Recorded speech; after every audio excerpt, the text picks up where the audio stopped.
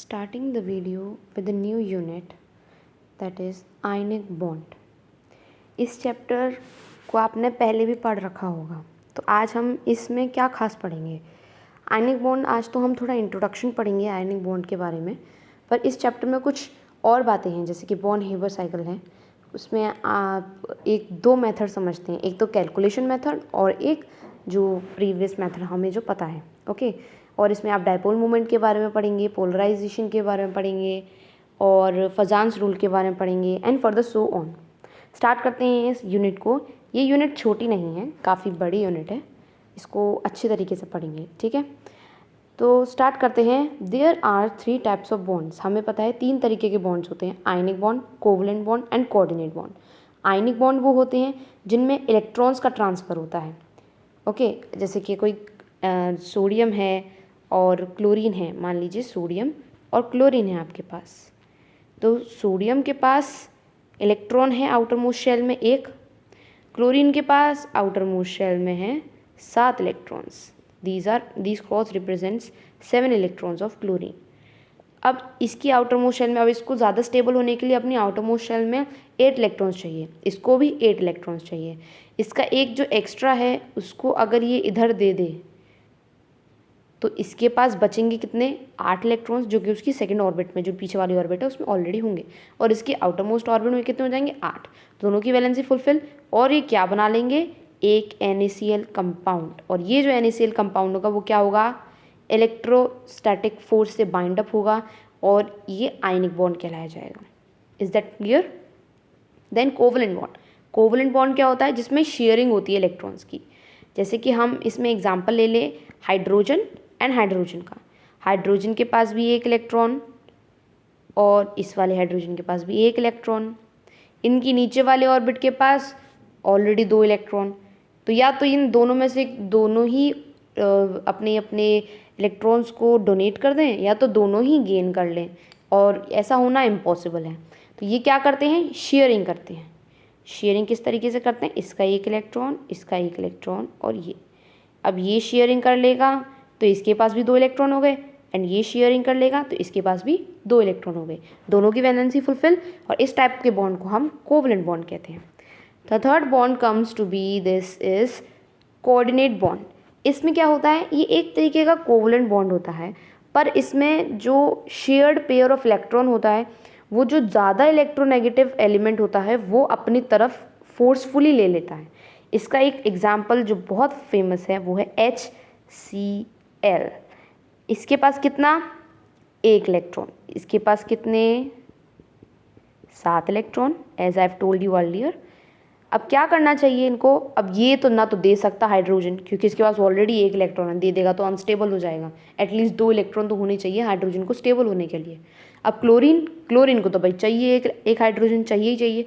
तो ये क्या डिसाइड करते हैं कि ये कर लेंगे पेयरिंग, ठीक है, नॉर्मल कोवलेंट बॉन्ड की तरह कर लेंगे क्या, पेयरिंग, ठीक है। ये 7 इलेक्ट्रॉन्स थे, पेयरिंग करने के बाद इसके पास इतने इलेक्ट्रॉन्स, इसके पास इतने इलेक्ट्रॉन्स। यहाँ तक तो ठीक रही बात। अब आगे क्या होता है, क्लोरीन जो है वो ज़्यादा इलेक्ट्रोनेगेटिव होने की वजह से ये जो शेयर्ड पेयर ऑफ इलेक्ट्रॉन है वो अपनी तरफ ज़्यादा खींच लेता है, जिसकी वजह से हाइड्रोजन पे पार्शियल पॉजिटिव चार्ज आ जाता है और क्लोरीन पे पार्शियल नेगेटिव चार्ज आ जाता है, ठीक है ना। होती तो ये शेयरिंग ही है, पर ऐसा दिखता है कि क्लोरीन ने वो क्या किया, ट्रांसफ़र कर लिया है। दिख तो ये शेयरिंग ही रही है, पर ऐसा लगता है कि क्लोरीन ने जो है दोनों शेयर्ड पेयर ऑफ इलेक्ट्रॉन्स अपनी तरफ ले लिए हैं। इसकी वजह से पार्शियल चार्ज जनरेट हो जाता है, और इसीलिए ऐसे टाइप के बॉन्ड को क्या कहते हैं, coordinate bond. The shared pair of electrons is provided only by 1 electron. और कौन सा इलेक्ट्रॉन ज़्यादातर अपनी तरफ ले लेता है, जो ज़्यादा इलेक्ट्रोनेगेटिव होता है। आगे बढ़ते हैं। Factors on which the tendency of an atom to transfer or share or more of its electron depends on. मतलब बेसिकली यहाँ पर बोल रहे हैं जो ट्रांसफर ऑफ इलेक्ट्रॉन है वो किन किन फैक्टर्स पे बेस्ड करता है। तो कितने कितने फैक्टर्स होंगे आपके। पहला फैक्टर इफेक्टिव न्यूक्लियर चार्ज। ये क्या होता है, इफेक्टिव न्यूक्लियर चार्ज वो अट्रैक्शन न्यूक्लियस का जो उसके अराउंड रिवॉल्व करे हुए इलेक्ट्रॉन्स पे वो एग्जिबिट करता है, ठीक है। कोई न्यूक्लियस है, न्यूक्लियस के अराउंड रिवॉल्व कर रहे हुए इलेक्ट्रॉन्स, जैसे कि यहाँ पर एक इलेक्ट्रॉन है ये, अब इसके अराउंड जो न्यूक्लियस फोर्स ऑफ अट्रैक्शन करेगा, हमें पता है न्यूक्लियस के अंदर पॉजिटिव चार्ज होता है, इलेक्ट्रॉन के अंदर नेगेटिव चार्ज होता है, opposite charges attract each other, तो वो अट्रैक्ट करेंगे तो क्या होगा, फोर्स ऑफ अट्रैक्शन होगा दोनों की तरफ, और इस फोर्स ऑफ अट्रैक्शन को हम इफेक्टिव न्यूक्लियर चार्ज नाम दे देते हैं, ठीक है। So the attraction of the nucleus to all the electron is not same for all the electrons. The hold of the nucleus over an electron is particular level is decreased by the other electron in the same and lower level. इस पूरी कहानी का क्या मतलब है, इस पूरी कहानी का सिर्फ इतना ही मतलब है कि न्यूक्लियस जो है हर इलेक्ट्रॉन्स पे सेम चार्ज एग्जिबिट नहीं करता। जैसे कि उसके पास वाले इलेक्ट्रॉन जो उसकी इनर मोस्ट ऑर्बिटल होगी उसमें 2 इलेक्ट्रॉन्स होंगे, तो उस पर वो क्या फोर्स करेगा, थोड़ा ज़्यादा फोर्स करेगा। अब उसकी और आउटर मोस्ट शेल पे 8 इलेक्ट्रॉन्स होंगे तो उस पर और ज़्यादा फोर्स लगेगा क्योंकि उसमें 8 इलेक्ट्रॉन्स हैं, बाइंडिंग जो होगी वो ज़्यादा होगी। इस तरीके से जो है इलेक्ट्रॉन्स जितने ज़्यादा होते हैं चार्ज जो है वो डिस्ट्रीब्यूट होने लगता है, जिसकी वजह से चार्ज जो है वो कम होने लगता है। इसमें बस ये बताया गया है। अब आपको क्या ध्यान में रखने वाली बात है वो ये है कि अगर आप लेफ्ट टू राइट बढ़ते हैं तो इफेक्टिव न्यूक्लियर चार्ज क्या होता है, आपका इंक्रीज़ होता है। दिस वी ऑल नो कि वो इंक्रीज़ होता है। और इफेक्टिव न्यूक्लियर चार्ज एक बेसिक फैक्टर है ये डिटरमाइन करने का कि इलेक्ट्रॉन्स मूव करेंगे या नहीं करेंगे। कैसे? वो ऐसे, अगर किसी इलेक्ट्रॉन के लास्ट ऑर्बिट में है 1 इलेक्ट्रॉन तो उस पर चार्ज ज़्यादा लगेगा कि कम लगेगा? ऑब्वियसली कम लगेगा। एक ही इलेक्ट्रॉन है, वो आराम से होल्ड नहीं कर पाएगा। अब 1 इलेक्ट्रॉन वो आसानी से क्या कर लेगा, ट्रांसफ़र कर लेगा। तो जब आउटर मोस्ट शेल में सिर्फ 1 इलेक्ट्रॉन है तो इफेक्टिव न्यूक्लियर चार्ज क्या है, कम। तो इफेक्टिव न्यूक्लियर चार्ज यहाँ पे डिपेंड कर रहा है ना ट्रांसफ़र ऑफ इलेक्ट्रॉन को लेके, इसीलिए the extent of the decrease in nuclear charge over an electron is given by screening constant. अब कितना इफेक्ट होगा, कितना डिक्रीज आएगा एक इलेक्ट्रॉन पे, अगर एक शेल में 1 इलेक्ट्रॉन के अलावा दूसरा और इलेक्ट्रॉन आ जाता है तो इफेक्टिव न्यूक्लियर चार्ज में कितना डिक्रीज होगा, कितना डिक्रीज होगा वो इससे हम डिटरमाइन करते हैं। Effective nuclear charge equals to Z minus S, ये न्यूक्लियर चार्ज है, और माइनस स्क्रीनिंग कांस्टेंट, ठीक है। स्क्रीनिंग कांस्टेंट एक पर्टिकुलर इलेक्ट्रॉन का इंडिकेट करता है how much other electron in the same और the lower level decrease the nuclear charge due to the Z protons, ठीक है। कितना ज़्यादा न्यूक्लियर चार्ज जो है वो डिक्रीज होगा। अगर न्यूक्लियर चार्ज ज़्यादा होगा तो न्यूक्लियर अट्रैक्शन ज़्यादा होगा, जिसकी वजह से एनर्जी जो होगी टू रिमूव द इलेक्ट्रॉन वो भी ज़्यादा होगी। आगे बढ़ते हैं। आगे आता है हमारे पास आयनाइजेशन एनर्जी। आयनाइजेशन एनर्जी में क्या होती है, it is the minimum energy required removing the least tightly bound electron from the gas phase atom.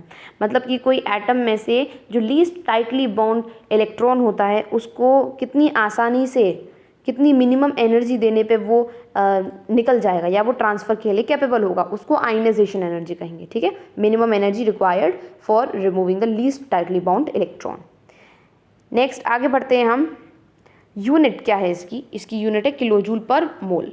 If ionization enthalpy is an electron volt is known as a ionization potential. अगर यहाँ per unit क्या दे रखी है, यहाँ पर kilojoule per मोल, अगर इसकी unit दे रखी होती है इलेक्ट्रॉन वोल्ट तो आयनाइजेशन एंथैल्पी जो है आयनाइजेशन कांस्टेंट की तरह कहा जाएगा, ठीक है।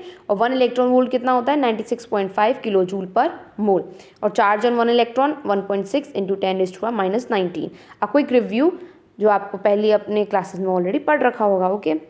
अब एक नॉर्मल सी बात कि जो सेकेंड आयनाइजेशन एंथैल्पी होती है वो बेसिकली ज़्यादा होती है, not in all the cases but mostly ज़्यादा होती है। अभी आप कैसे पता लगाओगे कि ज़्यादा होती है? देखिए, अगर हम लेते हैं सोडियम का एग्जांपल, सोडियम के इनर मोस्ट ऑर्बिट में कितने, 2, ओके, इस पे 11 होता है ना, फिर उसके बाद कितने, 8,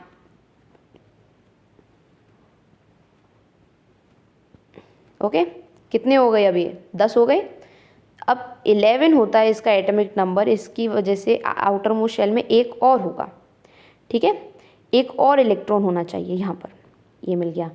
अब ये जो 1 इलेक्ट्रॉन है ये आसानी से ट्रांसफ़र कर देगा क्योंकि सिर्फ 1 इलेक्ट्रॉन है, न्यूक्लियस का चार्ज कितना होगा, कम होगा, आयनाइजेशन एनर्जी कम लगेगी, ठीक है।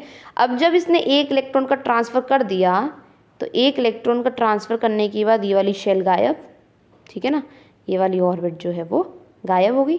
बची कौन सी ऑर्बिट, ये अंदर वाली जिसके अंदर 8 इलेक्ट्रॉन्स हैं। अब 8 इलेक्ट्रॉन्स हैं, अब बताइए कि सेकेंड आयनाइजेशन एंथैल्पी ज़्यादा होनी चाहिए कि कम होनी चाहिए? अब आपको ज़्यादा एनर्जी देनी पड़ेगी इनमें से एक इलेक्ट्रॉन को निकालने के लिए, क्योंकि यहाँ पर 8 इलेक्ट्रॉन है और 8 इलेक्ट्रॉन को और टाइटली बॉन्ड किया हुआ है न्यूक्लियस ने, ठीक है। तो एनर्जी आपको ज़्यादा देनी पड़ेगी। तो फर्स्ट आयनाइजेशन एनर्जी जिसमें सिर्फ 1 इलेक्ट्रॉन था उसमें कम थी। सेकेंड आयनाइजेशन एंथैल्पी जिसमें 8 इलेक्ट्रॉन्स हैं उसमें आपको ज़्यादा देनी पड़ेगी। यही चीज़ आपको इधर एक्सप्लेन करी गई है, ठीक है। Next, low ionization enthalpy indicates that cation can easily form. Low ionization enthalpy जिसकी एलिमेंट की होती है, इसका मतलब क्या होता है कि वो आसानी से कैटायन बना लेगा, मतलब कि वो आसानी से डोनेट कर देगा अपने इलेक्ट्रॉन, इसीलिए आसानी से क्या बना लेगा, अपना पॉजिटिव चार्ज, मतलब कि कैटायन बना लेगा। The electrons in the n p orbital are in high energy level than those of in n s level, hence it is easier to remove np electrons than the ns electrons, मतलब कि p shell में से ज़्यादा आसानी होती है s shells as compare to s shell, ठीक है। जो इलेक्ट्रॉन्स होते हैं p शेल से निकालने में ज़्यादा आसानी होती है क्योंकि एनर्जी जो होती है वो हाई रहती है s शेल में, ठीक है।